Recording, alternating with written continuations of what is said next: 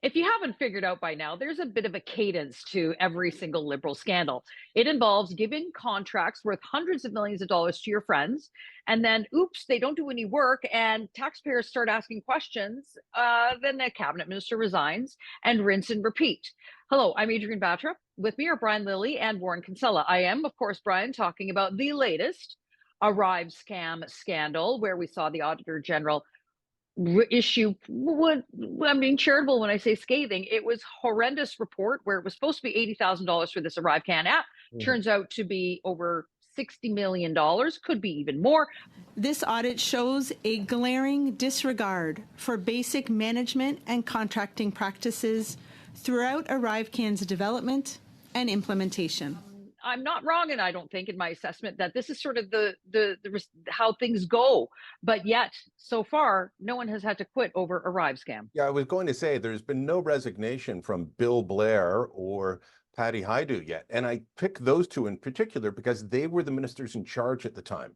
So you're the minister, you're supposed to be in charge of your department. You monitor your department, you oversee the department, you check and are things working well? This was a big government priority. This wasn't a small project off to the side.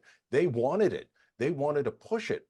And what they did was they pushed $59.5 million out to the contractors. Now that's just the contractors, Adrienne. And I want to stress that because we know there were a lot of government bureaucrats working on it. There were eight executives from the Public Health Agency of Canada working on this file. We know that because 5 of them got bonuses one year, 6 got bonuses the next year for building an app that didn't work. So how many executives and workers at CBSA and PHAC were wasting all kinds of money and time on this failed effort?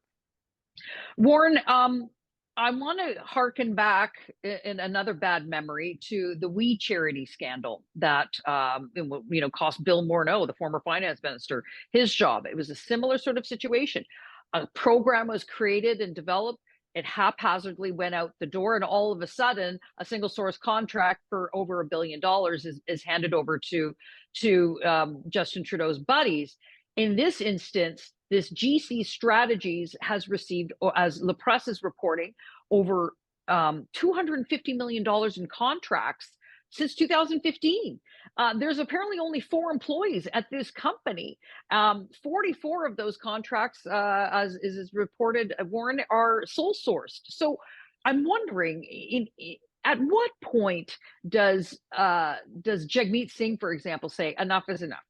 Taxpayers have taken too much of a toll from you handing out money to your buddies. Well, there's 3 points I would make here. Number one, if this is true, $250 million, right, $250 million, that's way bigger than sponsorship scandal. That's way bigger than This is one of the biggest numeric value scandals in Canadian political history. That's number one. Number two, because I was chief of staff at Public Works and Government Services. We had within government, Adrienne and Brian, a private police force. We didn't just rely on the RCMP. We spied on our own employees on a regular basis, particularly those ones who had responsibility and authority over big contracts to make sure that this kind of thing didn't happen.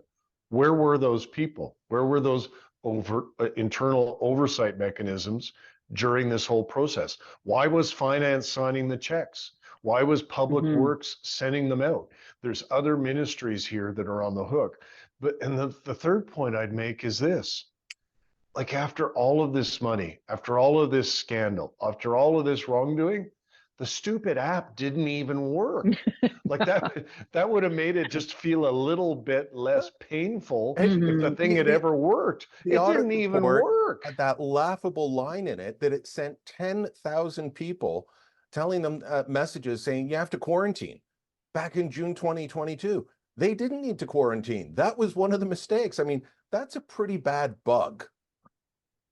Yeah. Brian, is there going to be any criminal charges here? Because that's the question that we always get asked. Okay, an egregious amount of money was basically stolen for nothing.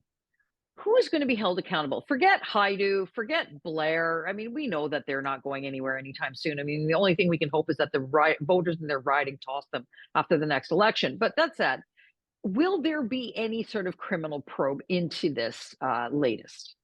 Well, for those in the lock him or her up camp, which seems to be everybody these days, as soon as you don't like a politician, all sides say, oh, they should go to jail. Politicians, no politicians going to jail over this. But I haven't seen evidence on the side of the bureaucrats either. And even what we've been told has been referred to the RCMP. It is, to paraphrase Warren's old boss at the Gomery hearings, it's small town cheap. We're told, okay, so there was a virtual whiskey tasting that someone was invited to, apparently didn't go to during the pandemic, but they were invited. Other people going out for dinners. Sure, it's against the rules. Is it a legal violation? I'm not sure, but it's not something that we haven't seen the evidence that this was widespread corruption for oneself. It's a corrupt system, obviously, and a broken system. I don't have an issue with Pierre Poilievre using the word corruption, because when you have $250 million spent and nothing worked, something really bad happened. But we haven't seen evidence of people lining their pockets, other than a lot of questions about companies like GC Strategies. Well, what did they do other than find subcontractors? Warren, last word to you on this.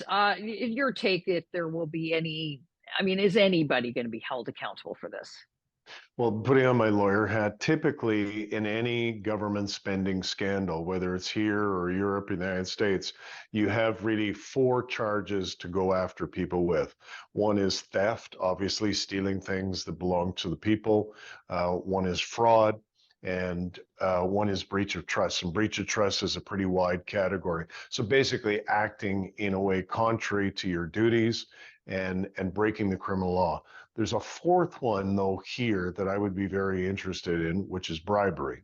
I just find it extraordinary that, we're talking about $250 million being expended on a company with 4 employees over a 5-year period, and nobody knew about it. Nobody knew that something was up. And actually, that's a question I'd ask as well. Where was the Auditor General during that half decade when this stuff was going on? So did someone get their palms greased here? I'm not making that allegation at all, but that's certainly a question I would have. Yeah. And I think all of us, this thing has now reached the point where the RCMP need to get involved. Yeah. Well, let us know what you think in the comments below, and like and share this video and subscribe to our YouTube channel. And don't forget to go to the TorontoSun.com. You're going to find coverage and commentary there you will not find anywhere else.